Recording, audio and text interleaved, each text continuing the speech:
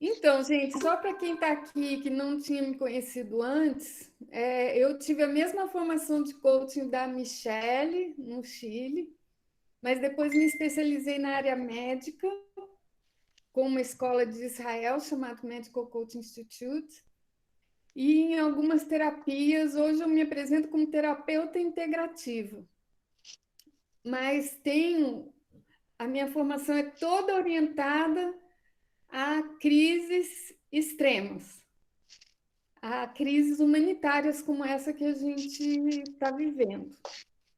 Então, eu tenho utilizado tanto o meu conhecimento terapêutico, como de coach, como de CNV, para contribuir em situações como essa da pandemia, com situações de pacientes em estado grave ou terminal.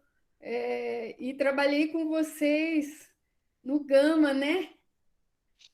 Para lidar com essa situação. E é tão interessante, gente, que essa lista aqui do campo de guerra é o que qualquer pessoa sente em campos de guerra ou, na verdade, em crises humanitárias como essa que a gente está vivendo.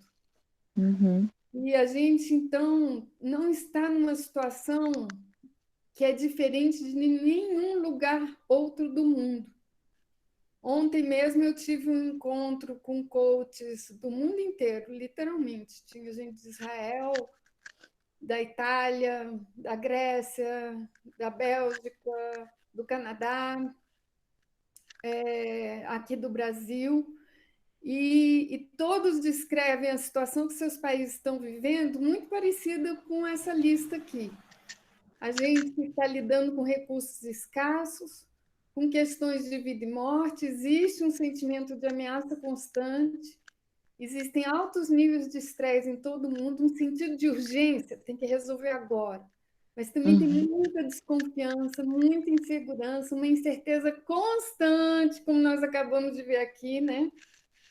Um ressentimento. Às vezes a gente não sabe nem dizer qual é o nosso ressentimento. É da humanidade, é do meu vizinho, é do meu chefe, é da minha família. É da Secretaria de Educação que não decide as coisas. Exato. E vem junto um sentimento muito grande de desamparo, porque, e veja bem, gente, não é nem apenas nós que estamos num contexto em que o governo, as mais altas direções do governo não apoiam o cuidado com a vida, né?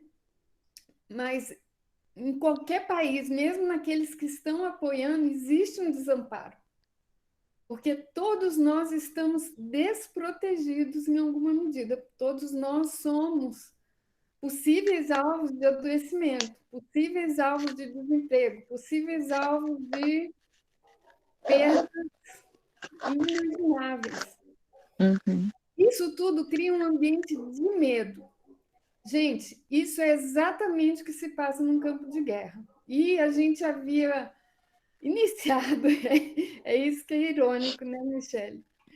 Quando a gente fez a formação no Gama, esse trabalho que eu desenvolvi com os pedagogos e alguns professores de lá, a gente já achava que estava num campo de guerra, né, Michele? Pois é, nem sabíamos, né, o que estava por vir. E a gente nem sabia que a guerra mesmo estava por vir, que, embora esse contexto já existia lá, talvez num nível menos crítico, né? Uhum. Mas a gente já encontrou um contexto de ameaça, de estresse, de desconfiança, de insegurança, de incerteza. Agora, tudo isso ficou ainda mais forte. E a pergunta que a gente se faz, então, é como a gente vai lidar com isso? Individualmente e coletivamente, é como se a gente tivesse que avaliar essa situação como essa imagem que está aí, do iceberg. Na superfície, a gente vai apresentar reações ao que está acontecendo. E essas reações nem sempre são objetivas. Né? Hoje mesmo, entrando aqui, eu tomo a liberdade de dizer que meu coração apertou, porque eu pude sentir coletivamente o receio que há diante de tudo isso. Né? O que que acontece na prática? Quando a gente se sente ameaçado, seja por uma coisa objetiva ou subjetiva, a gente reage ao invés de agir. A gente aciona gatilhos, traumas, respostas do subconsciente. A gente aciona estratégias trágicas para suprir necessidades humanas e universais. Isso faz sentido para vocês? Eu não vejo vocês. Faz total sentido. Tá. E quando a gente, então, está nesse modo defesa, porque olha só, se a gente não está mais num campo de paz, estamos num campo de guerra, e a gente está se sentindo ameaçado, a nossa, o nosso default é reagir, é ter um comportamento reativo. Só que Uhum. quando a gente tem um comportamento ou um pensamento reativo, a gente não consegue ser proativo em relação às coisas. Então, eu vejo, por exemplo, vocês vão ter que se reunir e vão ter que tomar decisões. Em modo Uhum. reativo, será que essas decisões vão ser as melhores? Então, Tendem a ser refletidas, né? elas serão irrefletidas, elas serão um modo de defesa. Para eu entrar no modo de, para eu ser capaz de tomar as melhores decisões, eu preciso sair de um modo reativo para um modo proativo. Faz sentido isso para vocês? Sim. E aí, o que que a gente vai trabalhar no dia de hoje? Algumas sugestões que vocês podem incorporar como grupo individualmente e que vão ajudar vocês a desmontarem, desconstruírem esse mecanismo que é o mecanismo natural do ser humano, percebe? É natural que quando a gente se sente ameaçado, a gente reage e a gente entre no modo reativo. Então, eu preciso fazer uma escolha de sair do modo reativo para um modo proativo, ok? E como fazer essa escolha? Primeiro, pegando essa lupa aqui, esse foco dessa máquina fotográfica aqui, e tendo muita clareza que necessidades eu quero preservar. E além das necessidades que eu quero preservar, que necessidades meus colegas estão querendo preservar? Porque no momento que eu trabalho a partir de suprir essas necessidades da melhor forma possível, o que que eu faço? Eu evito que a gente reaja, porque eu, em vez de conversar aqui no alto do iceberg sobre essas estratégias e reações, eu vou lá no fundo e falo o que você está querendo preservar. Então, a Michelle deu um exemplo. Ah, eu não tenho computador, eu não tenho isso, eu não tenho aquilo, eu não consigo, eu não consigo.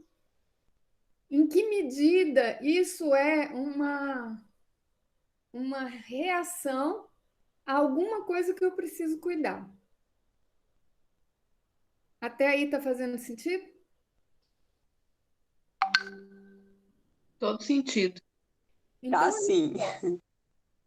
por exemplo, se eu ou um colega meu não, não se mobiliza para poder se conectar, talvez ele esteja querendo proteger alguma dessas necessidades. Quais seriam? Eu não consigo ver o chat, aí eu vou te pedir, Michele, para você ler o chat para mim, senão eu saio do modo de exibição. Ou falem, né? Melhor ainda. Talvez, hein, Lu, Ah, olhando esse slide, talvez a maior necessidade que eles estejam protegendo é a necessidade de paz, né? faz todo sentido. Eu Então, fico, eu fico pensando também numa necessidade de integridade, assim, porque para o educador é muito difícil ele se colocar no lugar do não saber, porque a nossa profissão é muito, ainda existe uma questão social muito de que o educador ele tem que saber, ele ensina, né? Então ele tem que, não pode muito ficar não pode errar, né? Eu acho que isso é um peso grande na identidade da nossa profissão. E Uhum. aí ele se colocar no manuseio de muitas coisas que ele não sabe, tal, eu acho que mexe com o sentido da imagem pública, sabe? Sim. Mexem com uma ordem, né? A ordem estabelecida foi quebrada, que também é uma necessidade. Uhum. Manter a ordem, né? Manter as coisas Mexe, como eu conheço. Isso, mexe com a segurança também, né? Mexe com a segurança também, tá vendo? Então, olha reconhecimento. só, quando a gente olha essa lista, a pergunta que fica é como eu poderia abrir conversas com essas pessoas para encontrar novas estratégias que garantam a eles uma nova ordem, né? Paz, segurança, integridade. Porque aí você percebe como eu começo a sair da. Porque senão eu entro, voltando aqui para nosso iceberg, eu fico tentando discutir coisas aqui no topo, quando na verdade o problema está escondido embaixo d'água. Uhum. E se eu não conseguir conversar sobre o que está embaixo d'água, eu vou perder meu tempo conversando das estratégias trágicas que estão aqui em cima. Porque senão hoje é a internet, amanhã é o celular, e depois de amanhã é o meu computador que não funcionou, percebe? Isso é uma forma, é como eu posso suprir suas necessidades. A outra é que outras necessidades você não está suprindo por não estar conectado. Então, por exemplo, a sua necessidade de realização não está sendo suprida em isolamento total. A sua necessidade de conexão, que não está aqui na lista, mas ela é uma necessidade muito importante, também não está suprida.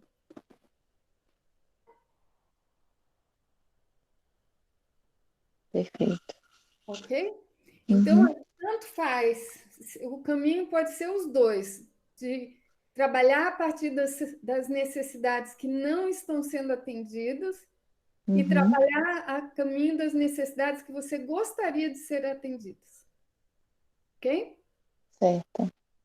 Então, assim, realmente não existe ferramenta mais poderosa do que a comunicação não violenta para a gente chegar nesse lugar. E eu trouxe, eu não vou hoje dar uma aula de comunicação não violenta, mas eu vou trazer os princípios. Os princípios se representam muito por essa figura aí, a árvore da vida. A árvore da vida são os caminhos que você pode seguir numa comunicação, segundo os preceitos da comunicação não violenta. A raiz dessa árvore, ela começa com a minha autoconexão. Tanto a minha capacidade de ter empatia comigo mesmo quanto com o outro. Na minha autoempatia, eu me pergunto o que está vivo em mim, que são os meus julgamentos, né?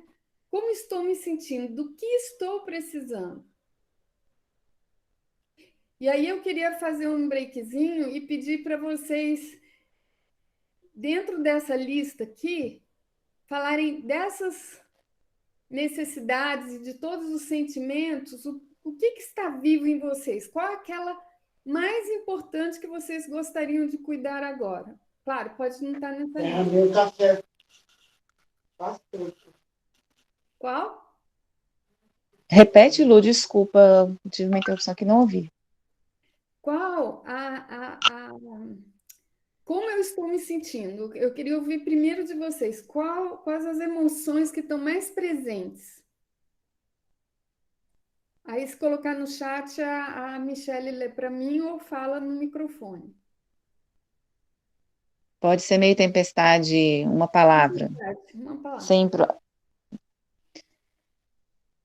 Vou falar das emoções que têm me habitado nos últimos dias, assim. Tem Tá. hora que vem uma frustração, tem hora que vem uma motivação, uma vontade de fazer as coisas acontecerem, tem hora que vem paz, tem hora que vem raiva, tenho sentido fluindo muito.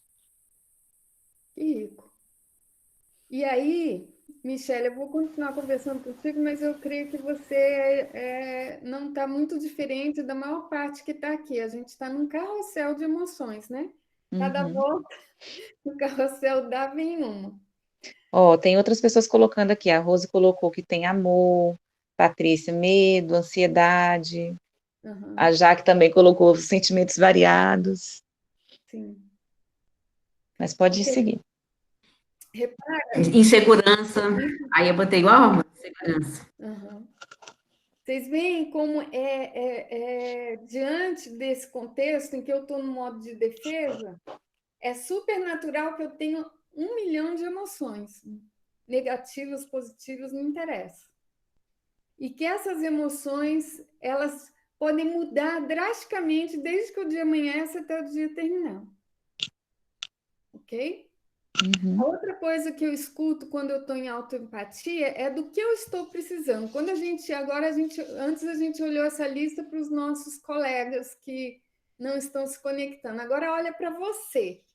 Quando você olha essa lista, quais necessidades você sente que estão vivas nesse momento? Estão tipo clamando por serem atendidas.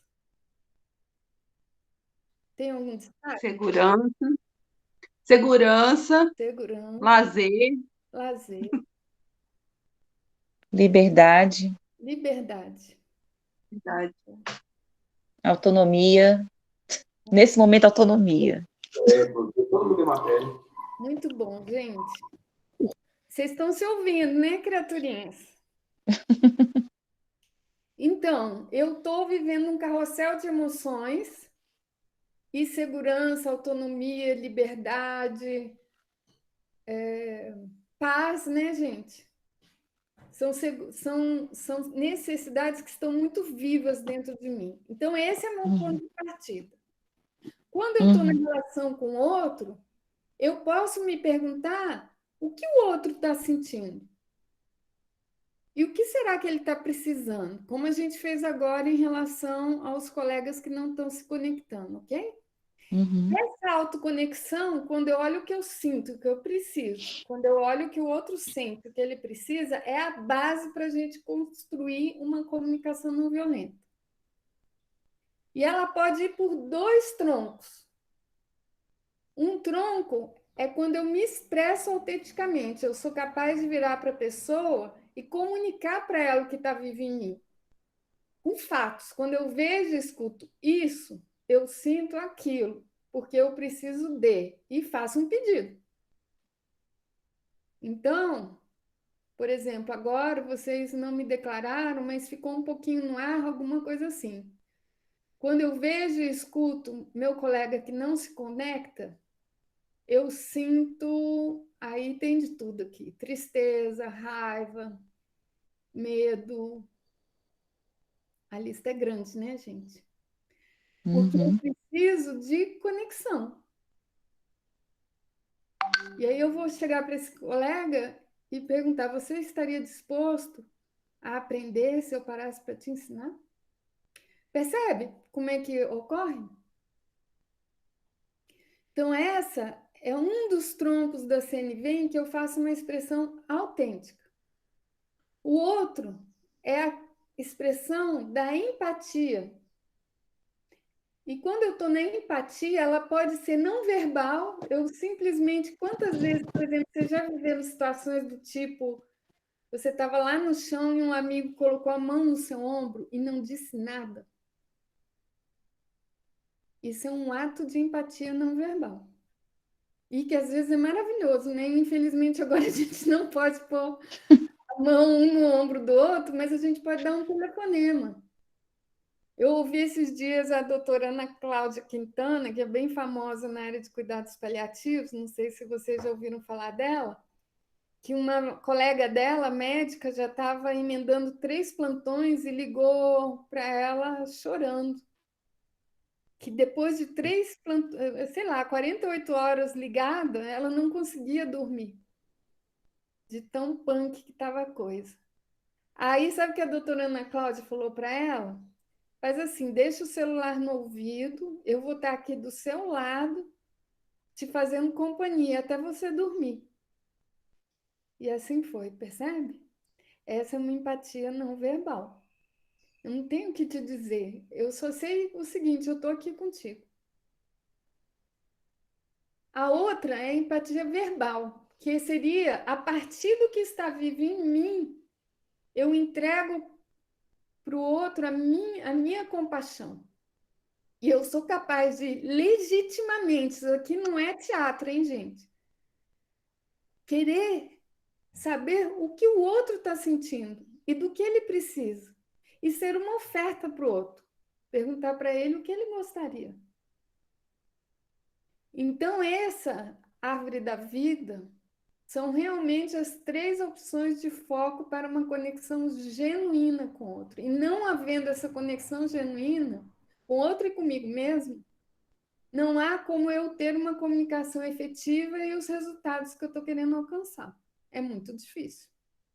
Porque senão, voltando à nossa figurinha, nós vamos ficar tentando conversar com a ponta do iceberg, mas está jogando contra um pedaço muito maior, escondido. Enquanto a gente não se conecta, primeiramente, ao que está vivo em nós, que sentimos e o que precisamos, e depois ao que está vivo no outro, o que ele sente, o que ele precisa, a gente, na verdade, está num jogo de engano-engano. Eu engano que estou bem e você me engana que está conversando comigo. E a gente fica lá conversando, não, usa a internet, usa o software tal, troca de celular, meu filho. Essa é uma conversa que não chega a lugar nenhum. Faz sentido isso, gente? Faz total sentido. Tá?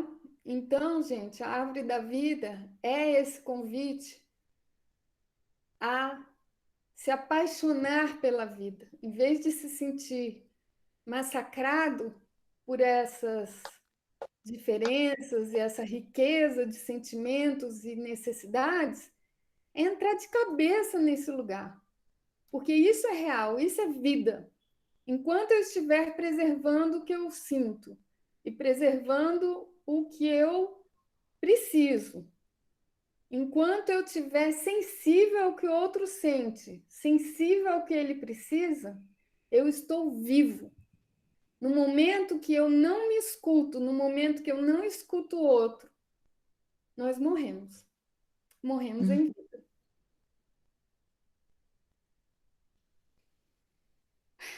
Eu tenho falado muito com hospitais.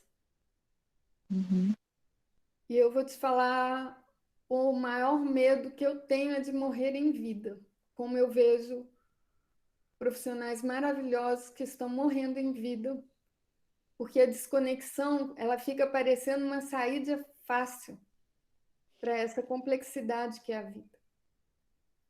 Mas a desconexão, gente, ou ficar entrincheirado na raiva, na mágoa e no ressentimento, são espécies de morte em vida. A morte pelo Covid é ruim? A morte em vida é pior ainda. Até aí, tudo bem? É um tudo bem que, assim, né, tem um lugar de dor, né, assim, encontrar com o adoecimento que se dá no exercício da profissão, né, que uma forma de defesa da pessoa é se desconectar. Ou se entrincheirar. Uhum, É ficar nesse mecanismo, assim, como se eu estivesse aqui e o mundo é mau e eu sou bom. O uhum, governo é mau, o meu chefe é mau, o meu vizinho é mau, certo? E eu sou bom. Isso também é desconexão. Porque uhum. desconexão não é só não sentir, é não sair do jogo em que uns são bons e outros são maus, uns A estão certos e dicotomia, outros né? estão errados. Quando eu entro na árvore da vida, eu escolho estar vivo. Quando eu me entrincheiro, parece uma boa defesa, mas ela não se sustenta, porque eu posso estar adoecendo, eu posso estar acumulando um estresse que vai prejudicar a minha relação com quem eu amo. Eu posso, no limite, estar baixando meu nível de imunidade quando essa é a última coisa que eu quero. Desculpa, Luciane, você pode repetir essa ideia aí final que você colocou, Tá, de se entrincheirar? quando eu me entrincheiro, que é a culpa está no mundo, eu sou bom, o mundo é mau. E o mundo é uma coisa assim, é meu chefe, meu governo, meu isso, meu aquilo, o Covid, o profissional de saúde, enfim, tem sempre um culpado, né? Nesse lugar, eu me desconecto do outro, porque eu crio uma relação de dominância, de bons e maus, de certos e errados. O convite da Árvore da Vida e da CNV é reconhecer que somos todos, não, independente do nosso julgamento de certo ou errado, seres que sentem e necessitam de algo. E por mais absurdo que possa parecer a estratégia trágica que saiu desse iceberg, lá embaixo, esse sujeito, mesmo aqueles que eu repudio, tem necessidades tão humanas quanto eu. Eu devo dizer, gente, que a primeira vez que eu ouvi isso, eu fiquei... Me veio uma raiva, porque eu falei assim, como? Posso falar um palavrão? Está sendo gravado, né? Pode falar, você vai aparecer pra gente esse vídeo. Aquele filho da puta! Você quer que eu olhe ele e ache que ele tem uma necessidade humana atrás daquilo? A estratégia dele pode ser trágica, mas eu bato uma que você pode entrevistar o pior presidiário. Não estou falando de psicopata, que é outro bicho. Estou falando de um cara consciente que cometeu um crime. Você vai se surpreender ouvindo dele necessidades que você também tem. Ah, como isso? Necessidade de proteger minha família, de segurança, de sobrevivência, não passar fome. Percebe, gente? Uhum. E assim é, por mais absurdo que pareça, por maior que sejam os vilões da nossa vida, quando a gente cava, encontra neles sentimentos e necessidades como existem em nós. E se a gente se imbuir desse amor imenso, dessa compaixão imensa, a gente começa a abrir um campo para estar escolhendo a vida. Aí eu vou fazer a pergunta de novo. Até aí, tudo bem? Tudo bem. Tudo bem, não é fácil. Eu até brinco Tem que... assim, forte isso, refletindo aqui. Profundo. Esse conceito a gente leva anos para introjetar. E mesmo quem já passou anos pode se surpreender lá na frente querendo matar o filho da puta, certo? Uhum. Por mais que tenha esse know-how. Isso explica muito do que a gente está vivendo hoje, né? Em vários campos aí. Não só aqui entre nós, né, na Secretaria de Educação, mas essa dicotomia que a gente está vivendo está levando a gente para um lugar de não olhar, né, para o outro mesmo, né, de egoísmo, de egocentrismo, né, não sei. E isso Isso é uma explica muito. relação natural Verdade. a uma situação anormal, percebe? A minha reação de defesa, ela é a reação natural. Eu tenho mecanismo, meu cérebro tem todos esses mecanismos dentro dele. Mas a beleza de ser humano é que, ainda que meu cérebro me coloque numa condição de defesa, eu posso escolher desarmar e adotar a árvore da vida. Porque no lugar da árvore da vida, eu sei que não tem ganhadores e perdedores, só tem ganhadores. E no pior dos casos, eu estou íntegro comigo mesmo. Beleza? Beleza. Eu sei que é muita coisa, muito conteúdo. Isso daqui merece um estudo de uma vida.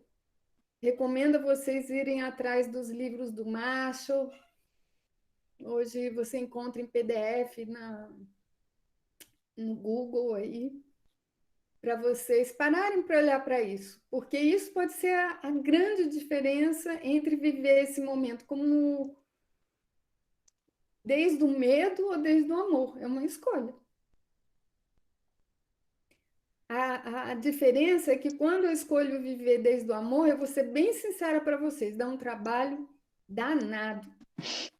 E a hora que eu me irrito em respirar, como é que eu trato isso de forma não violenta? Eu brinco com as meninas, assim, com a pessoa mais difícil, assim, como que eu amo essa pessoa? É um ser humano, é possível ser amado, né? Da onde eu acho a força para me conectar. É. E não é que a gente tem que virar Madre Teresa de Calcutá, não, gente. De jeito nenhum, porque a primeira conexão é com a gente mesmo. Porque até esse ser humano que me desafia, se eu tiver condições e sentir que vai além Da da minha minha possibilidade. possibilidade hoje de cuidar das minhas necessidades, sim, eu sou capaz de ter um rompimento, viver um rompimento com todo o amor. Mas é diferente eu viver um rompimento, eu sou grande, aquele ali é um merda. Desculpa, a gente, tô com a boca suja hoje. Mas é porque vocês estão me entendendo, certo? Eu não preciso. Super te entendendo. Eu posso As estar. meninas estão aqui no chat falando assim, eu continuo com vontade de dar voador em um mata-leão. Perfeito. Então, antes de dar voador e mata-leão, olha para você e fala que necessidade é essa, que nessa relação não está sendo atendida para mim. E pode ser que você chegue à conclusão que esse outro não vai suprir a sua necessidade e você vai procurar ela em outro lugar. Aí você rompe, mas rompe desde um lugar de amor. Primeiro, amor pela gente mesmo. E depois, amor pelo outro, com compaixão. Esse outro não tem isto para me dar. Ok, ele tem outras coisas. Beleza, vai dar para outro. Ok? Uhum. Então, gente, guardem a figura da árvore da vida. Ela é um mapa a partir do qual eu consigo estar de forma íntegra e autêntica no mundo. A partir da escolha do amor como a minha base de pensamento, de reação e de relacionamento. E não é fácil. Mas, gente, é bom demais. Porque depois que você escolhe estar nesse lugar, é incrível o poder de transformação do amor. Eu devo dizer para vocês, eu venho de uma história de muitos conflitos, de muito medo, de muita dor. E eu já tenho quase 60 anos. Só agora, recentemente, eu estou vivendo no amor, a partir do amor, a partir dessa escolha. E ela é muito poderosa. Ela é muito mais poderosa que tudo que me moveu até esse momento. Então, eu digo para vocês, eu tenho dias que eu quero matar um, tem. Como é que é o chat aí? Dá uma voadora e um mata-leão. Dá uma voadora e mata-leão total. Aí eu vou ensinar para vocês o que a gente faz com isso, porque a próxima pergunta é: se ao experimentar autoempatia, eu senti que eu não estou nada ok, que eu quero dar um mata-leão e realmente uma voadora e matar o sujeito. Ou que eu simplesmente tenho vontade de entrar num buraco. Ou que eu tenho vontade de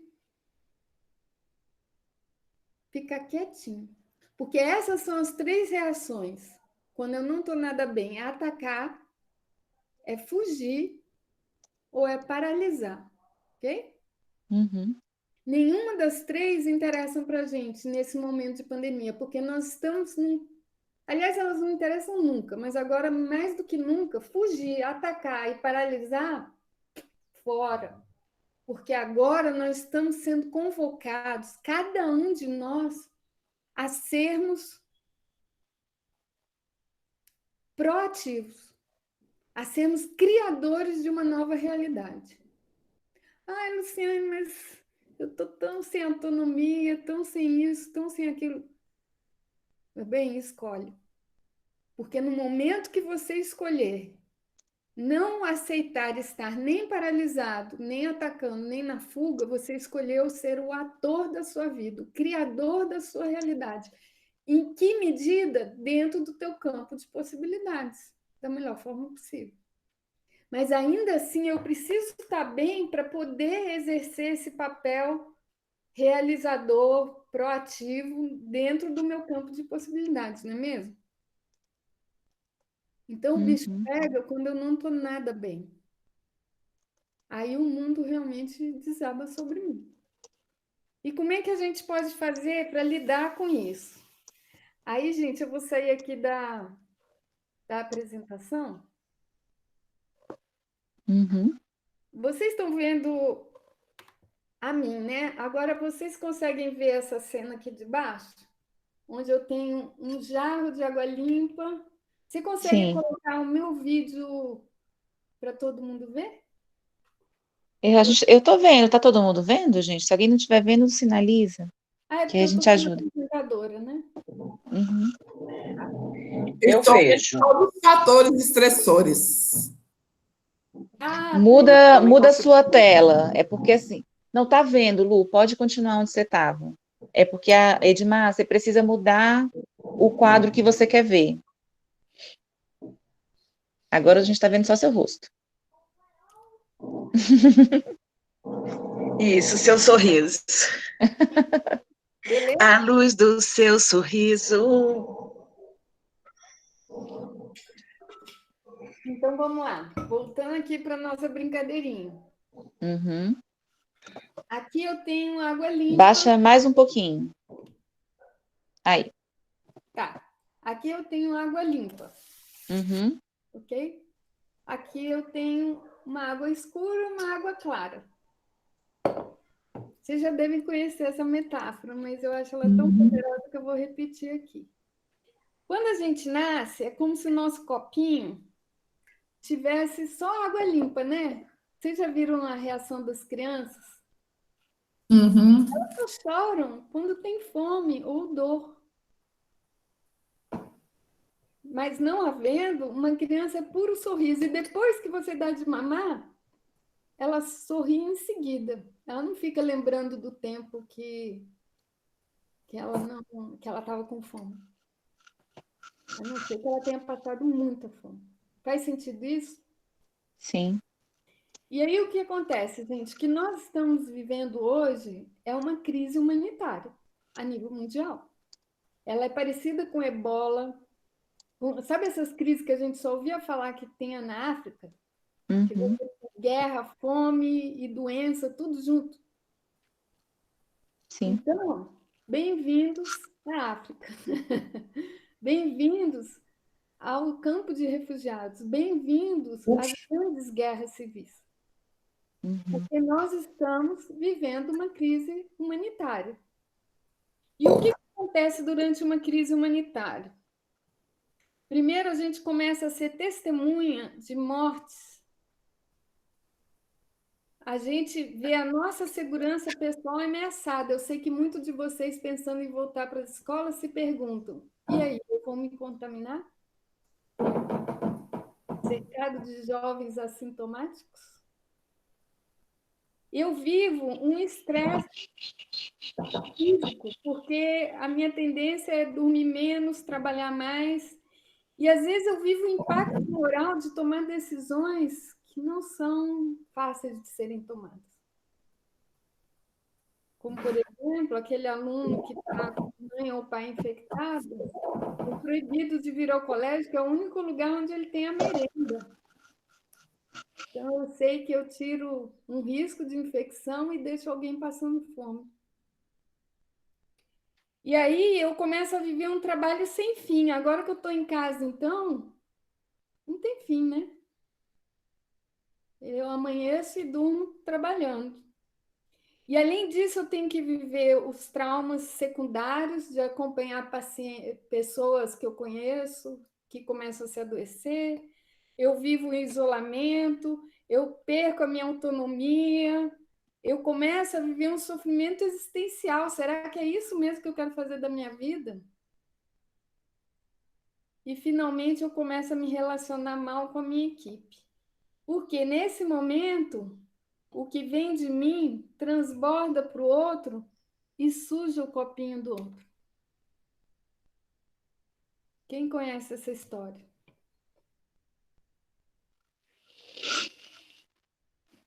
Quem não, né? E estamos todos sendo inundados dessa água escura. Porque essa é a realidade de uma crise humanitária. O que eu trouxe para vocês são os itens que fazem parte de um manual de crises humanitárias. Eu não trouxe da minha manga.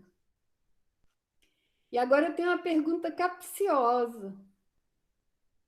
Aliás, antes da pergunta capciosa, deixa eu voltar aqui para a minha apresentação, rapidinho. Voltar a ver minha tela? Sim. Então, olha só, Ela não está em. Ah, agora está expandida.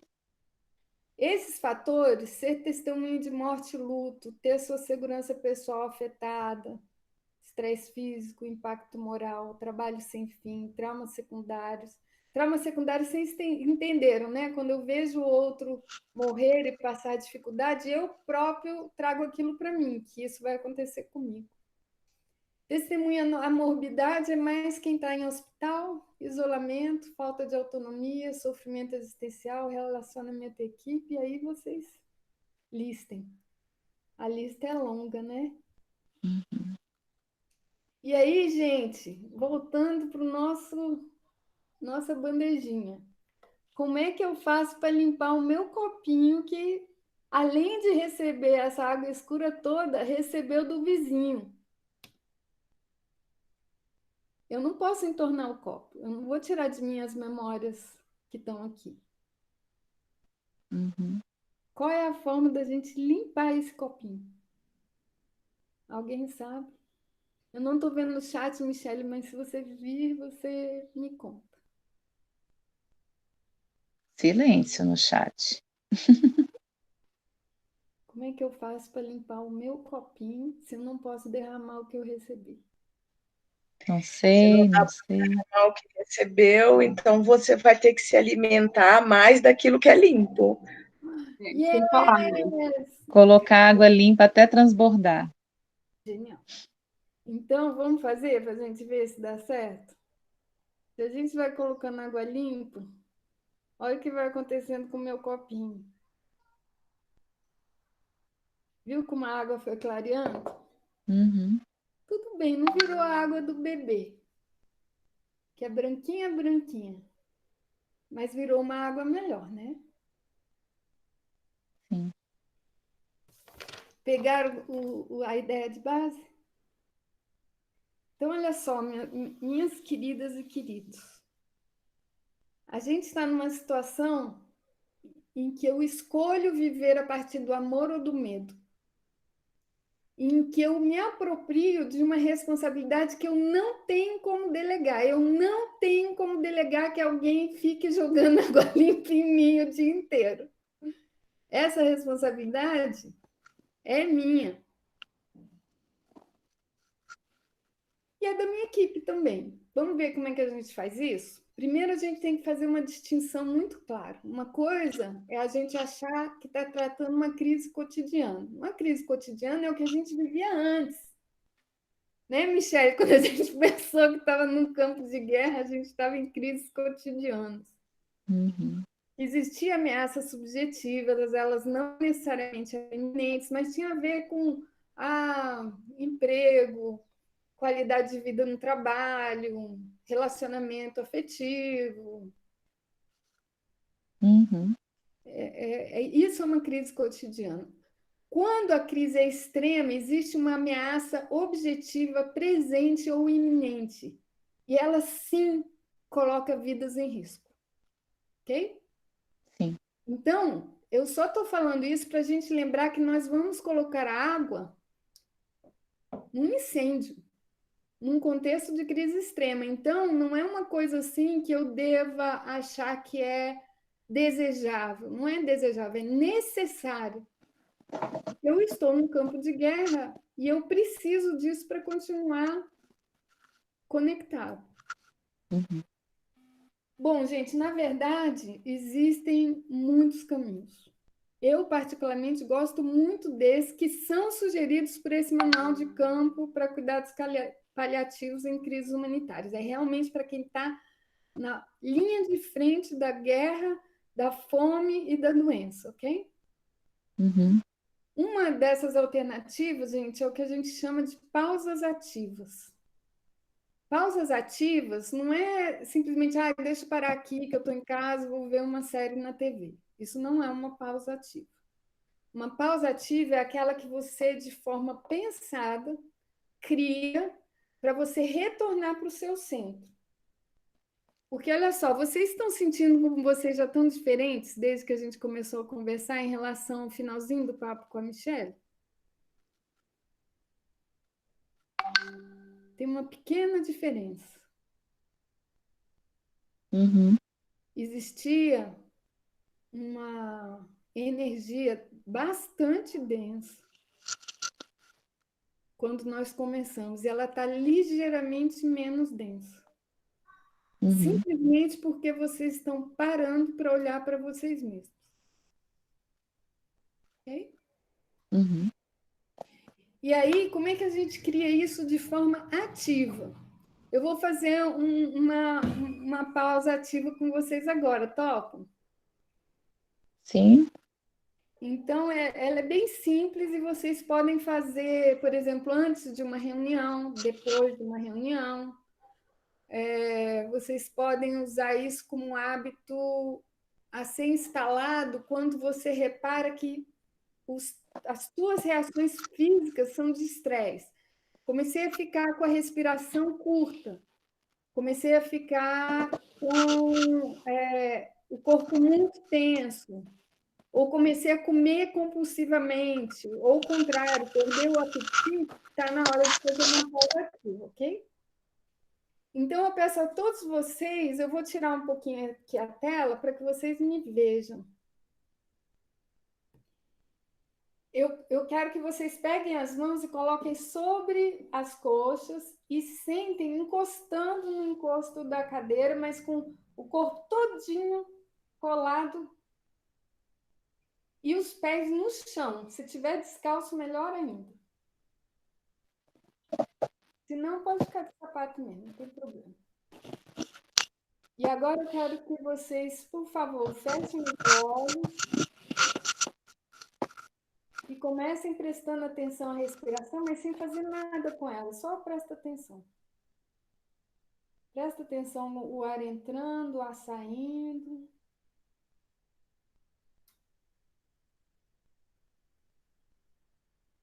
Repara se ela está curtinha, se está longa.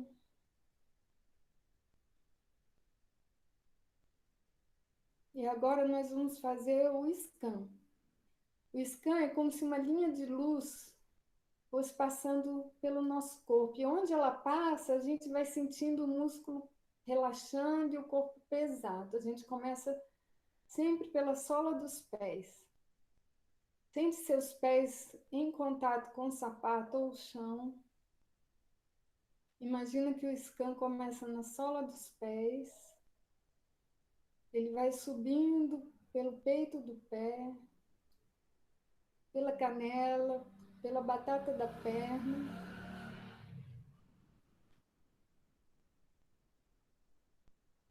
pelos joelhos, pela coxa, parte superior e inferior da coxa. E vai sentindo o corpo pesando, as nádegas, o baixo ventre.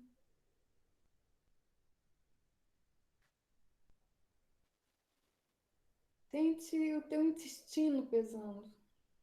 Toda a musculatura da barriga soltando, o lombar também. Sente o peso do seu corpo em cima da cadeira. E vai subindo pelo peito. Solta os omoplatas, deixa os ombros bem soltinhos. Imagina o scan descendo pelos braços até a pontinha dos dedos. Corpo inteirinho abaixo do pescoço está bem pesado e bem soltinho. Se quiser, pode até movimentar para soltar alguma coisa mais. E agora sobe o scan pelo pescoço. Ele passou por toda a coluna vertebral. Sobe pelo queixo. Deixa a boca solta, solta os dentes. A língua fica solta, a bochecha, o nariz, os olhos, a testa, couro cabeludo, as orelhas. Deixa a cabeça pesada. E sente seu corpo nesse segundinho. Volta a respiração de novo para o seu campo de atenção.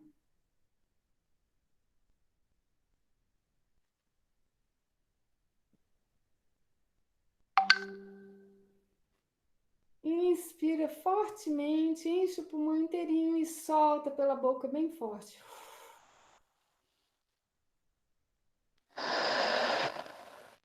De novo, inspira. E solta tudo. E última vez, inspira.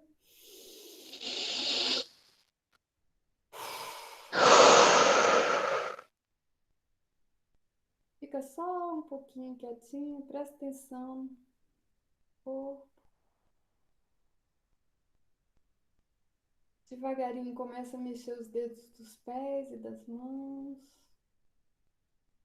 Vai girando um pouquinho a cabeça, soltando o pescoço. Gira os ombros. Pode abrir os olhos.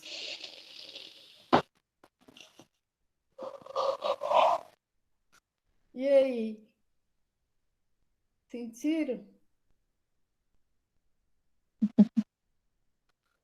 Essa é uma pausa ativa. Ok? No chat apareceram várias coisas assim, ó. Interessante, sim. Tem gente que foi fazer deitada porque está em repouso. Tem uma colega que está em pós-cirúrgico. Uhum. Pode ser deitado também, sem problema. Mas vocês veem que é uma coisa muito simples. A gente não demorou nem 2 minutos. Engraçado que parece mais tempo, né? Mas é o suficiente para você retornar para um estado de estabilidade interna. A galera colocou assim, a respiração que era curta ficou mais longa, revigorante, excelente, em conexão comigo mesma. Gente, é muito poderoso. E é uma ferramenta muito simples. E, aliás, Michele, você pode fazer todo início de reunião a partir de agora. Gente, vamos lá, centramento. Não sei se você faz. Mas muda. Simplesmente muda. Porque nesse momento eu estou realmente colocando endorfina, estou reduzindo o nível de cortisol, eu estou fazendo uma ação pensada que define-se a partir da minha escolha de estar bem. Ok? Outra coisa que a gente pode fazer no campo individual. O campo individual é mudar o foco de atenção. Então, sabe quando você está... A maior parte de vocês está em casa, mas está prisioneiro na sua própria casa. Uhum. E chega uma hora que você vai reparar, a tua respiração já está curtinha, você está acelerado ou está paralisado, algo não está bem. O que eu faço? Eu vou para a janela, eu vou pegar um vaso de planta. Gente, meu jardim está ficando lindo. Só com mecanismos de autorregulação. Porque quando eu mudo o foco de atenção, nem que seja por 2 minutos, eu já criei um mecanismo de balanceamento emocional e físico. Ok? A maior parte de vocês mora em apartamento ou em casa? Será? Tem de tudo, né? Eu acho que aqui é bem equilibrado casa e apartamento. Eu acho que mais casa. Então, gente, quem tem casa vai para o jardim. Quem tem apartamento, abre a janela.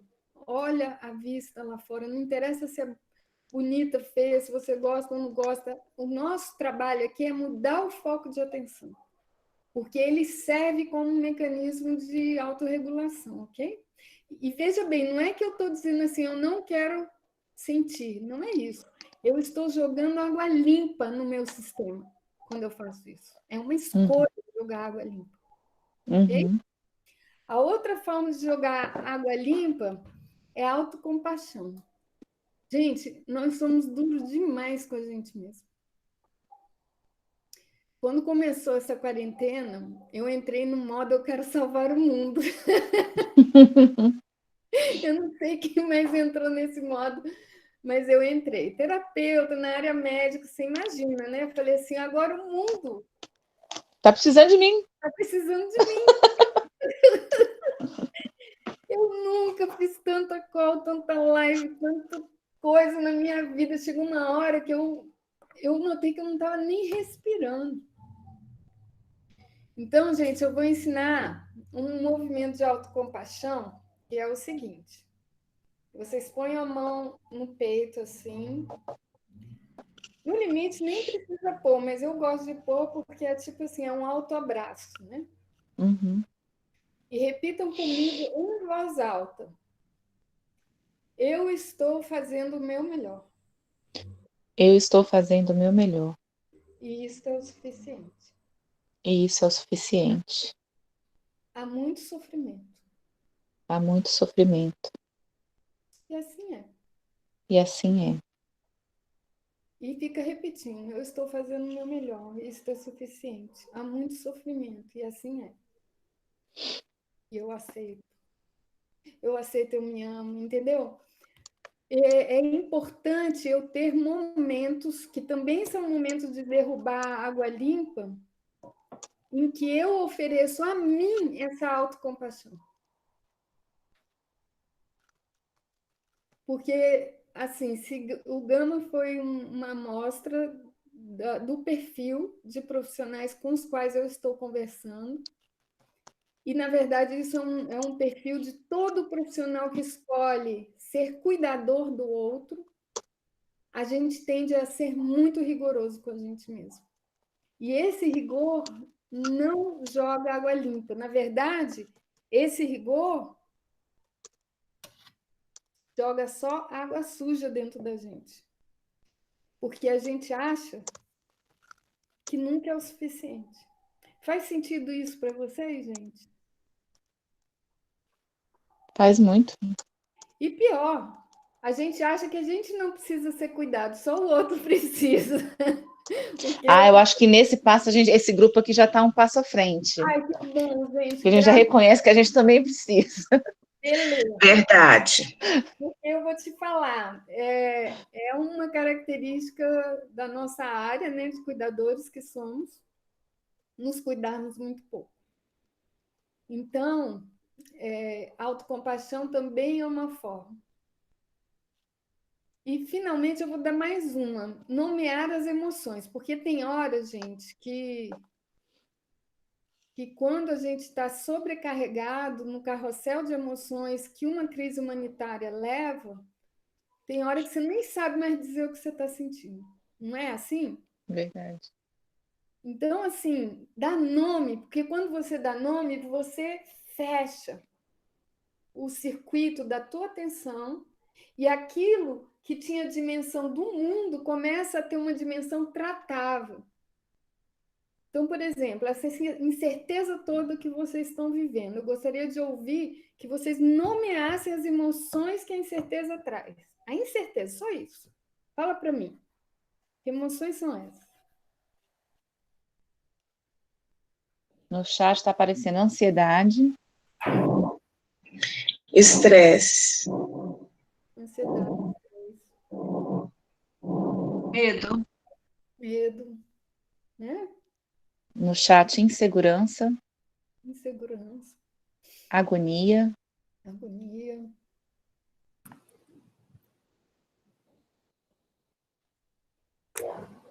Dor, dor, tristeza, cansaço,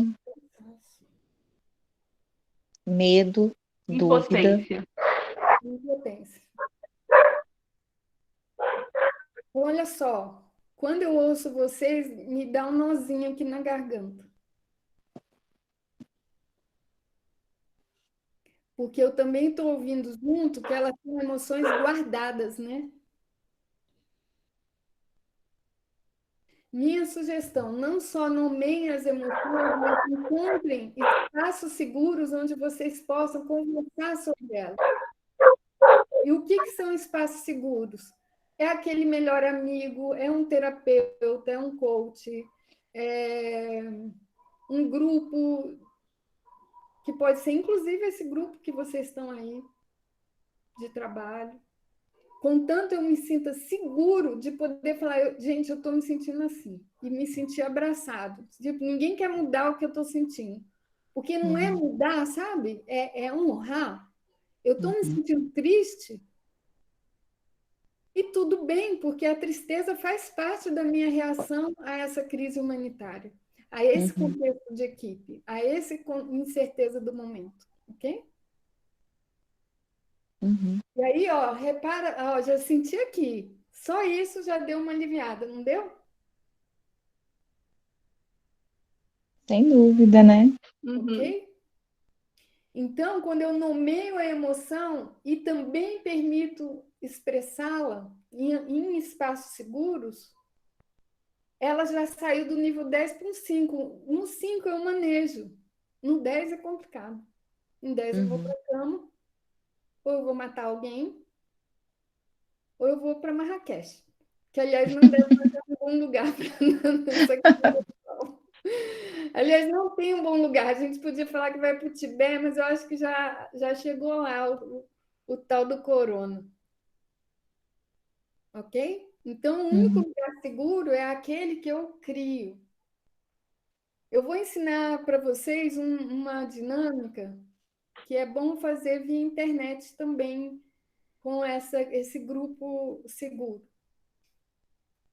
Eu vou sair de novo aqui da apresentação. E aí vocês sigam, por favor, os meus movimentos.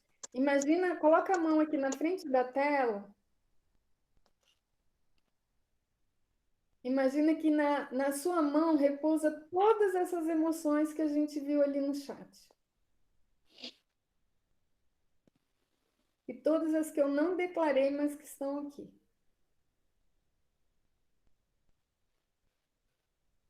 Sente a temperatura dessas emoções, a cor que elas têm.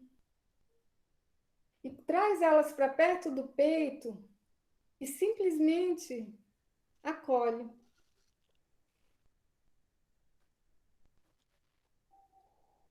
Nesse lugar, com as emoções pertinho do peito, você permite sentir o que você sente e ser quem você é.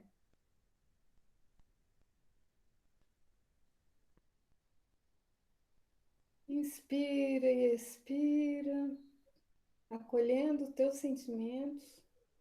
E agora deixa uma mão no peito e a outra você põe assim na frente da tela. E você está dizendo assim: entre o meu peito e a minha mão, eu crio um campo seguro, onde eu posso sentir o que eu sinto e ser quem sou. Sente esse campo como se fosse uma luz em volta de você. Coloca agora as duas mãos para a tela e sente esse campo te envolvendo inteirinho, dos pés à cabeça, cercando você inteiro. Esse é o campo seguro onde eu sou quem sou e sinto o que sinto. E agora, gente, vira as mãos, palmas para frente e oferece para o grupo o teu campo seguro. Porque quando eu estou íntegro, autêntico, num grupo de íntegros e autênticos, nós podemos ser um único campo seguro. Deu até um calorzinho. Sentiram?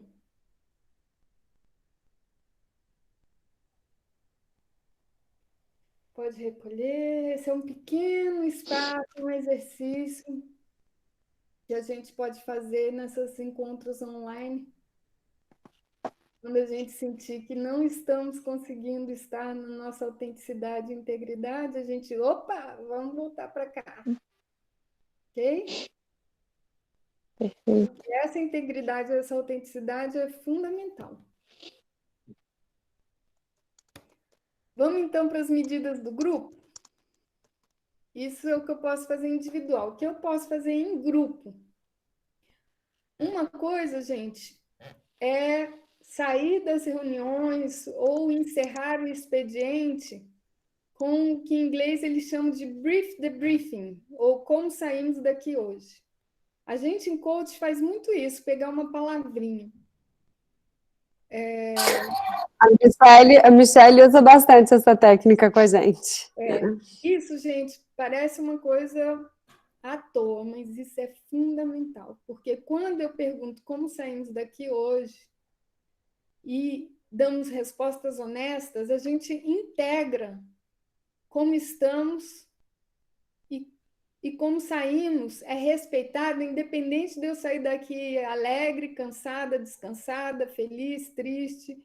Eu estou dizendo para o grupo, com o debriefing, que estamos juntos, nos dias bons e ruins. Então, quando vocês voltarem à escola, eu recomendo fortemente que vocês tenham um momento de encontro em algum lugar para falar como saímos daqui hoje. Eu vou explicar por quê. Eu tenho acompanhado o pessoal que está fazendo acompanhamento de Covid na linha de frente, como o Hospital das Clínicas e outros públicos. O que acontece em final de plantão? E é a mesma coisa que acontece com vocês em final de expediente. Cada um sai para um lado, completamente tocado por tudo que está acontecendo, e não tem um momento de, sabe, panela de pressão? Soltar o gásinho? Aonde vocês acham que esse gásinho vai ser soltado?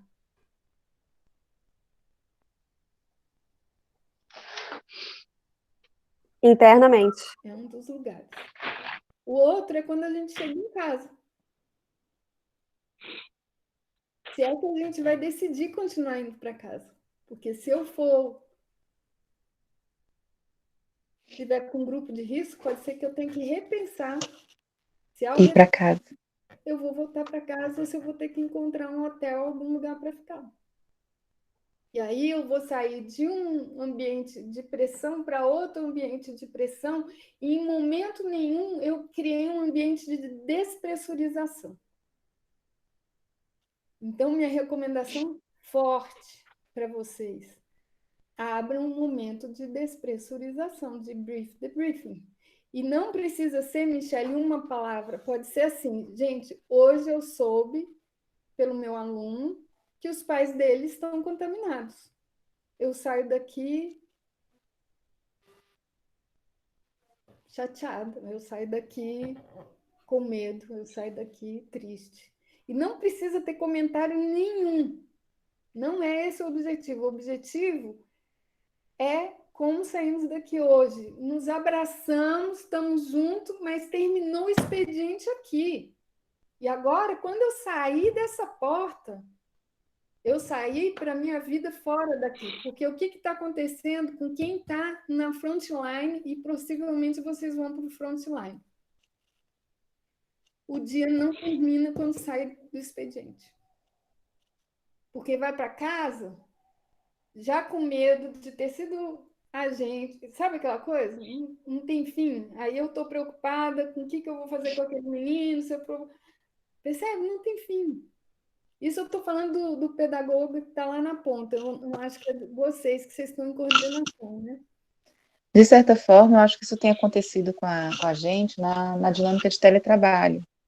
Porque, assim, a gente está vivendo uma outra lógica de crise, de guerra, que tem a ver com como que a gente segue oferecendo educação nesse contexto. Sim.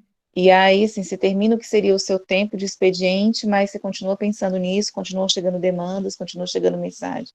E você fica na mesma, no campo da ansiedade de achar uma resposta, né? Que essa é a pressão cotidiana, acho que muito do que o grupo tá vivendo. Vocês e todo mundo que está na linha de frente. Então, minha recomendação, isso daqui tem sido protocolo em vários hospitais, e eu recomendo o mesmo protocolo para centros educacionais, que vocês façam esse debriefing, para vocês encerrarem seus dias. Os profissionais não estão encerrando seus dias. Quem está em frontline não está encerrando seu dia.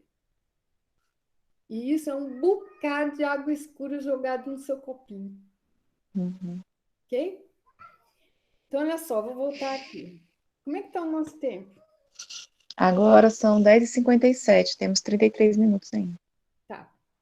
Então, a outra coisa são as pausas para honrar perdas. Isso em hospital faz todo sentido, mas eu acho que na área educacional também.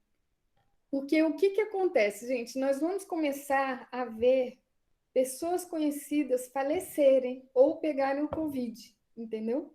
Eu estive no hospital universitário da USP e eles resolveram começar, antes da minha apresentação, uma homenagem a uma enfermeira que tinha pego o Covid, tinha ficado muito, muito mal e tinha sobrevivido. Bom, não preciso dizer que eu chorei junto, né? Porque é impossível não se emocionar com quem está na linha de frente, e eu considero vocês todos linha de frente. O que acontece? A gente pode estar na linha de frente, mas sem deixar que as perdas se tornem banais. São dois extremos. Eu nem deixo que ela se torne banal. Mais um que pegou Covid, mais um que adoeceu, mais um que morreu. Mas também não deixo que seja um drama. Eu olho aquilo como dignidade e com o nível de respeito e atenção que merece. Então, por exemplo, nos hospitais, um protocolo que está sendo adotado por alguns hospitais não é aquele, morreu, cobre a cabeça. Morreu, 2 ou 3 profissionais vão lá do lado da cama, fazem uma oração, por exemplo, para quem morreu. E fala o nome da pessoa. E faz referência à família dela. Dando dignidade onde já não haveria dignidade. É mais um dos 20 que morreram hoje. Certo? Então, a pausa para honrar perdas e para honrar ganhos, ela é fundamental. Porque o que acontece? Como a gente está no modo contínuo da crise extrema, se eu não criar momentos de dignidade no meio disso tudo, a minha tendência é voltar para o modo de defesa. Faz sentido isso para vocês? Sim. Eu não posso deixar que a seja banalizada. Luciane, eu estou fazendo aqui um paralelo na sua fala com as situações que a gente vive normalmente, né, fora da pandemia, que a gente vive normalmente nas escolas, e a gente está em pleno Maio Laranja, né, que é o mês de combate ao abuso e exploração sexual de crianças e adolescentes, e essa, por exemplo, é uma dor, é um luto que a gente vive, e que, assim, para mim fez muito sentido essa sua fala, assim, né, porque a gente ouve uma, ouve duas, ouve 10 histórias, e a gente precisa continuar se mobilizando com essas histórias e sendo empáticos com essas histórias e dando a devida gravidade para elas. Não é porque você acolheu uma, duas, 10 meninas que isso deixa de ser uma situação grave como né?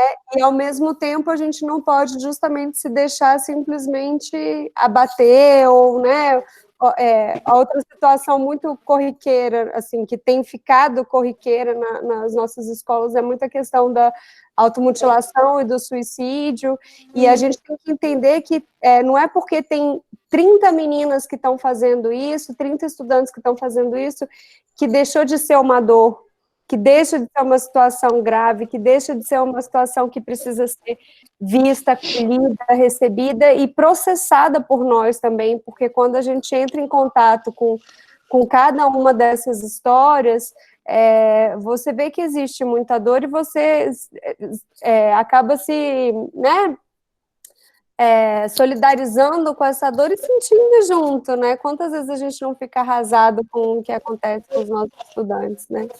Então, só queria, enfim, agradecer aí mais uma vez a sua fala, que para mim fez muito sentido, né? Olha, eu quero complementar isso que você trouxe, é lindo.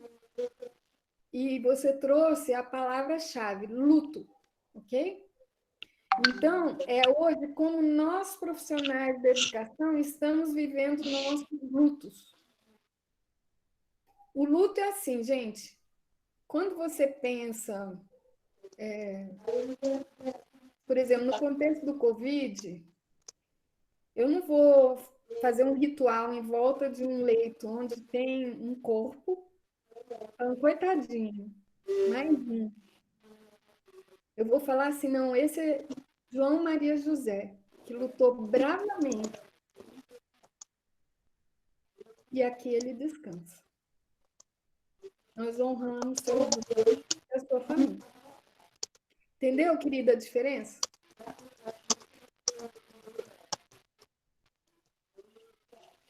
Eu não estou te vendo, não sei se você fez sinal. Ela balançou a cabecinha assim. Sim.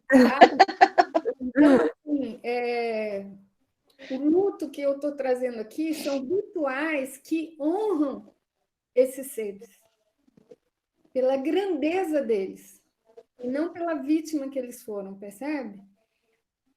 Por isso que não é simplesmente cobrir o corpo. É cobrir o corpo, dar nome para ele, orar por ele, fazer alguma coisa, quer dizer, não precisa ser orar. E a mesma coisa numa situação em que mais uma criança foi abusada, ou que mais uma criança se automutilou. Se automutilou. O que eu estou enlutando ali? A dor, o sofrimento. Mas o que eu posso honrar? É uma pergunta que eu estou fazendo. A vida, a coragem de ter procurado ajuda, yes, né? A disposição de estar junto. Exato. Então, quando eu crio um rito, e eu realmente sugiro a vocês criarem ritos, porque vocês vão precisar desses ritos para a sua própria sanidade. Eu não sei números, mas eu posso desconfiar que essas violências domésticas estão aumentando por conta do isolamento. Sim, então, já tem estudos. Da mesma forma que nós estamos enlutados pelos nossos falecidos de Covid, a gente também vai enlutar as vítimas de violência. Mas enlutar não é lamentar, é honrar. E eu, ao honrar, eu estou engrandecendo este ser. E aí vocês criem, porque eu sei que a Michelle é muito criativa em coisas de coaching, mas vocês se reúnam e criem os seus rituais de perda. E passem a criar momentos de luto. Porque esses momentos de luto, gente, podem fortalecer num campo muito sutil as vítimas. Porque vocês não estão lá para lembrar só da dor. Sim, também para lembrar da dor, mas para lembrar da força, como você trouxe, querida. Da força que fez a denúncia, da força que pediu ajuda, da força de ser um sobrevivente, entendeu? É por eles que vocês estão fazendo o que vocês fazem. Né? Vou para o próximo item. Okay? Ok. Outra coisa que nós temos reparado é que quando se está em crises humanitárias, se você deixar a decisão para uma pessoa, isso pode ser extremamente danoso, não só para o sistema, mas para essa pessoa também. Por quê? Porque as variáveis são muitas. E o compartilhamento de decisão é fundamental nesses tempos de crise humanitária. Há uma necessidade maior de fazer esse compartilhamento para que não haja essas decisões em contextos de recursos escassos. Porque é muito duro trabalhar em contexto de recursos escassos. E eu sei que talvez vocês tenham materiais, mas às vezes faltam pessoas. E às vezes vocês vão ter que decidir em apoiar isso ou aquilo, em apagar esse incêndio ou aquele. Essas decisões precisam ser tomadas o mais coletivamente possíveis. Eu vejo de qualquer forma, pelo pouco que eu ouvi da conversa de vocês, que vocês trabalham sim com decisões compartilhadas. Mas quanto mais elas forem, melhor. Ok? Uhum. E, finalmente, gente, da mesma forma que vocês vão abrir espaços para como saímos daqui hoje, para os rituais de luto, tem que abrir espaço para celebrar vitórias. Cadê as vitórias? Eu vou te falar uma coisa que tem me encantado. Assim, eu fiz a live com vocês e estou aqui. Isso é uma vitória, vocês estarem juntas online. Verdade. Hoje, especialmente, tem várias falando assim, ah, minha internet está péssima, tô caindo, mas elas caem e voltam, caem e voltam. Então, Lu, por falar em tecnologia, sobe um pouquinho a sua tela, que às vezes a gente fica vendo só assim, isso, para a gente poder ver mais o seu olhinho. Acho que é importante. Obrigada. eu não consegui De fa- ainda ver vídeo e PowerPoint ao mesmo tempo nessa ferramenta. Um dia eu vou descobrir. Mas é possível. Só completando, é interessante que nós estamos aqui desde o início, né, como bem disse a Michele, né, estamos vivos, né? Isso é, né, graças a Deus não teve notícia entre nós que pegamos ainda esse vírus, né? Então, quer dizer, isso é celebrar, né? Sim, querida. Isso é celebrar. Então, eu vejo que há pouca celebração. E ela é necessária. Ela é água limpa, gente. Só estamos recebendo água suja. Quem coloca água limpa é a gente. Então, esses ritos, quando criados, eles mudam tudo. Parece uma coisa boba, né? Mas não é. Isso são todos mecanismos de autorregulação coletiva e individual em momentos de crise extrema, em especial crises humanitárias como essa que a gente está vivendo. E como vocês são profissionais de linha de frente, eu devo dizer que vocês não têm muito escapatório, a não ser que vocês queiram adoecer no final, que ninguém quer. Não, nem aqui nenhum a menos. Não, fora, certo? Então, gente, é um convite à autorresponsabilização, ao autocuidado. É a mostra de que existem formas simples de fazer isso e que podem ser muito efetivas, conquanto elas estejam presentes sempre. Não adianta fazer uma pausa ativa hoje, fazer a próxima na semana que vem. Pausa ativa a gente faz várias vezes durante o dia. Uhum. Mudar o foco de atenção também várias vezes durante o dia. A sua frase de autocompaixão você pode fazer quando acorda e quando dorme. Eu comecei bem o dia me aceitando e terminei bem o dia me aceitando. E assim vai. A gente pode começar toda call com um centramento. A gente pode criar os ritos de luto uma vez ao mês, por exemplo, uma vez a cada 15 dias. Que aí todo mundo traz os seus nomes. Tem que trazer nome. Fulaninho de tal. Eu honro fulaninha, beltraninha, secraninha, sobreviventes. Eu honro Beltraninho em memória. Eu honro as famílias que se mobilizaram, sabe? Criar esse rito, gente, é sanador para vocês e para essa comunidade, porque acreditem, chega neles, mesmo sem vocês terem falado nada.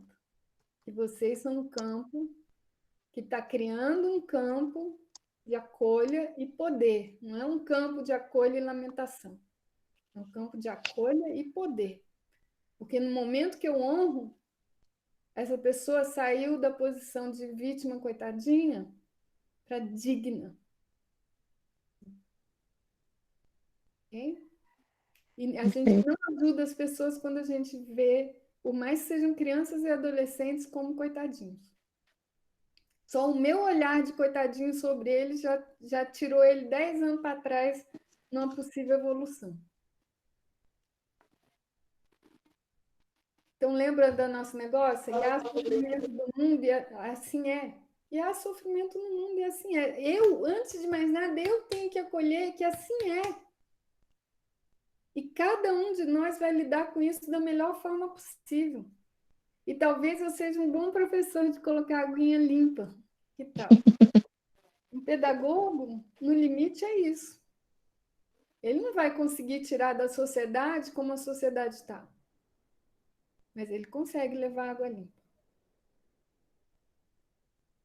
Uma das narrativas que mais me emocionou no curso para pedagogos, eu não vou falar quem nem aonde, mas foi uma pedagoga que fez um trato com a criança com o dedinho.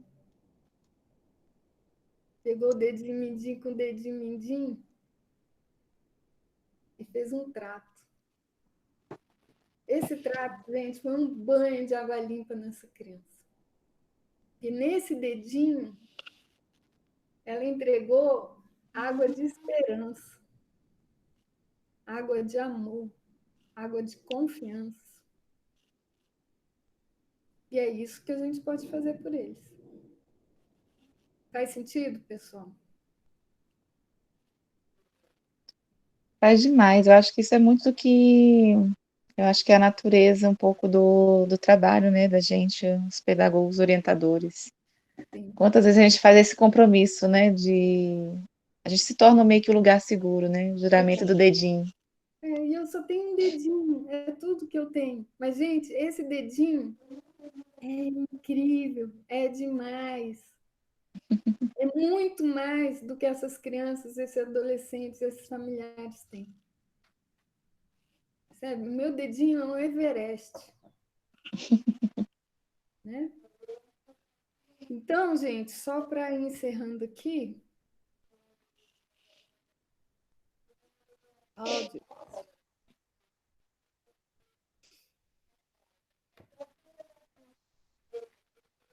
Estamos, sim, vivendo uma crise e agora chegou a hora da gente enlutar uma vida que nós perdemos.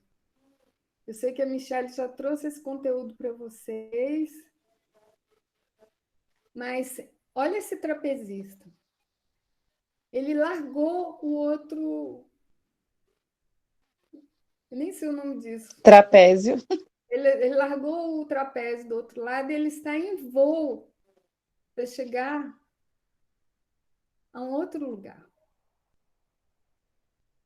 Nós estamos em voo, transitando entre um mundo que a gente conhecia, nossa velha vida, indo ao colégio, fazendo o que tinha que fazer, com os nossos hábitos, para uma nova vida que a gente ainda não sabe como é. O meu convite para vocês é que a gente olhe o que eu posso colher desse processo e olhar o processo. É como eu quero chegar do outro lado, o que eu quero honrar quando eu chegar do outro lado. E eu digo para vocês, não existe um voo para um lugar, esse voo é sempre para dentro. Se eu puder encontrar os presentes que essa crise está me dando, aí eu queria fazer um brainstorm. Alguém já se sente presenteado? Eu vou falar um presente que eu estou tendo, ficar em casa. Eu amo ficar em casa, esse é um presente que eu estou recebendo. Alguém tem mais algum que poderia me contar? Para mim é um presente não precisar pegar ônibus para ir trabalhar. Então, quem mais tem um presente aí? Eu é estar mais tempo com os meus filhos, apesar de ter que dividir o tempo do trabalho com eles, mas esse é um grande presente. Pois é. Então, nesse voo, a gente recebe presente. E a lista pode ser grande, viu, gente? É que vocês não pararam para pensar. A outra coisa que a gente recebe são aprendizados. Muitos aprendizados simples, como agora eu sei usar o Google Meet. Agora, Michele, eu sei usar o Google Meet. Oi, essa é a minha celebração. Esse período de dificuldades me encheu de alegria de poder aprender mais. Tanto da minha vida externa, como com todos o externo que me envolve. Que lindo, querida. Obrigada por compartilhar. Eu acho que, no meu caso, o que eu achei mais interessante esse trabalho de teletrabalho foram as lives, né? Muitas lives interessantes, que no presencial é difícil buscar vocês para estar conosco, né? Então, uma oportunidade que eu acho que vai continuar, né? Porque de te buscar para ir aqui em São Sebastião, fazer uma palestra dessa, eu buscaria você, entendeu? Nesse aplicativo, como outras pessoas, falando de vários assuntos que relacionam a nossa vida educacional. Achei fantástico. É outra coisa que, assim, eu acho que foi um aprendizado coletivo, gente. Estamos mais conectados. E não é conexão internet que eu estou falando, não. Conectados. Aqui, ó. Aqui com aqui. Outra coisa humilde que eu achei é o oferecimento de várias categorias, oferecendo a psicanálise, o atendimento psicológico, essas partes tudinho gratuito. Achei fantástico essa mobilização de... A solidariedade, né? Pronto, acabou. Solidariedade. Solidariedade Achei a gente fantástico. pode classificar como um presente, né? Ou quando eu aprendi a ser solidário, como um aprendizado. Sim. E, finalmente, gente, os recursos. O que são os recursos? Recursos são atitudes, comportamentos que eu coloco a serviço de passar por essa crise. Então, por exemplo, paciência é um recurso. Fé é um recurso. Persistência é um recurso. Então, eu peço que vocês, para a gente encerrar aqui, qual o recurso que vocês têm, porque está aí desde sempre, que vocês querem colocar a serviço desse processo, desse voo do trapezista?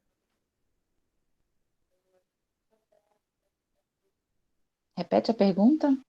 Que recurso eu tenho, cada um de nós, que eu quero colocar a serviço desse voo, dessa transição entre esse mundo antes do Covid e o mundo depois do Covid?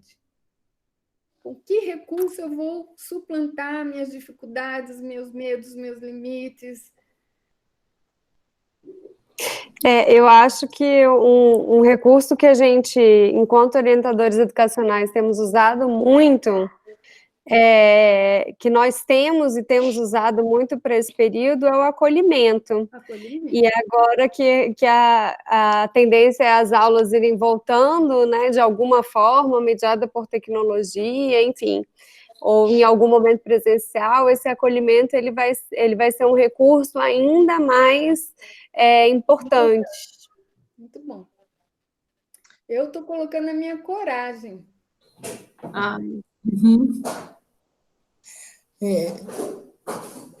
Eu estou colocando desafios, né? São muitos.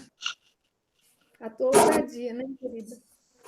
Eu estou colocando tudo que cada um falar, mais a resiliência, mais o oferecimento das minhas vulnerabilidades a favor de um sucesso, a favor de um ser capaz, de ser possível. Muito bom, querida. A Vainilde colocou aqui dedicação, e foi uma coisa que passou pela minha cabeça também, né? Acho que dedicação, compromisso, eu acho que é outro recurso que a gente tem usado muito, assim, o nosso compromisso. Compromisso. É um recurso. João, Joãozinho, Eu acho que amor, cuidado também são recursos muito presentes, né, na gente como grupo. E aí, gente, para encerrar, Faltam 10 minutos, tá? eu estou acompanhando. Ah, Jesus! Aí tem uma carreta passando aqui. Ai, que linda essa imagem. Aí estamos lá, nós trapezistas, né? Preparando ou no meio do nosso voo. Embaixo nós temos uma rede de ajuda. Cada nozinho dessa rede pode ser um amigo, pode ser um colega aqui que está nessa call agora, pode ser um familiar.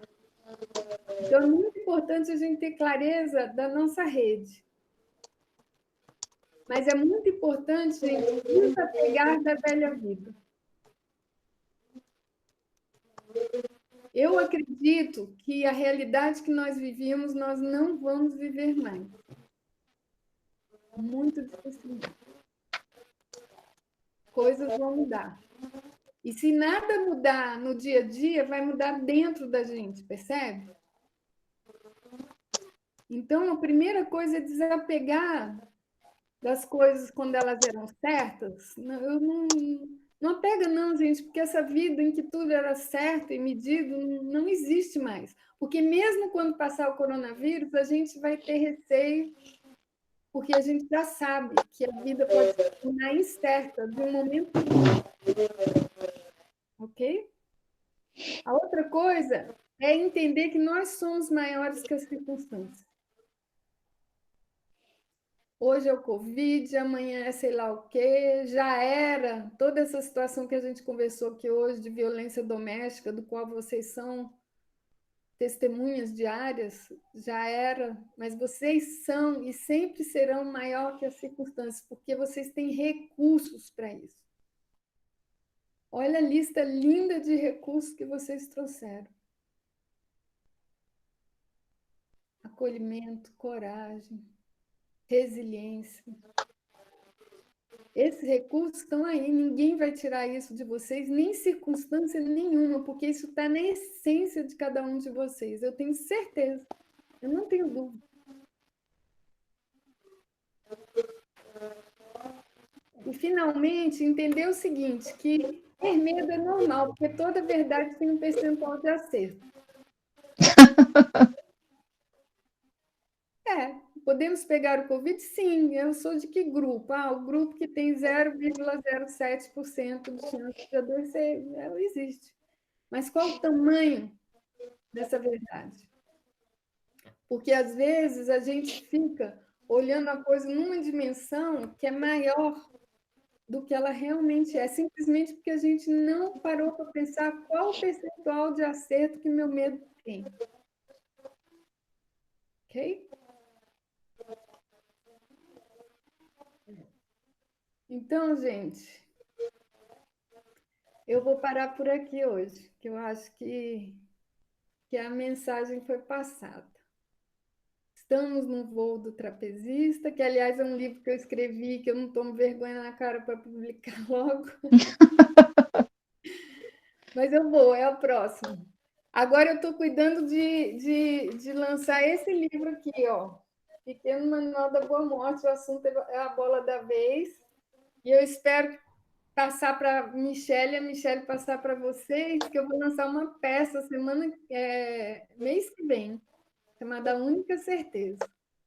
Que é exatamente como olhamos a morte, como lidamos com ela. Está na hora da gente olhar para isso, né, pessoal?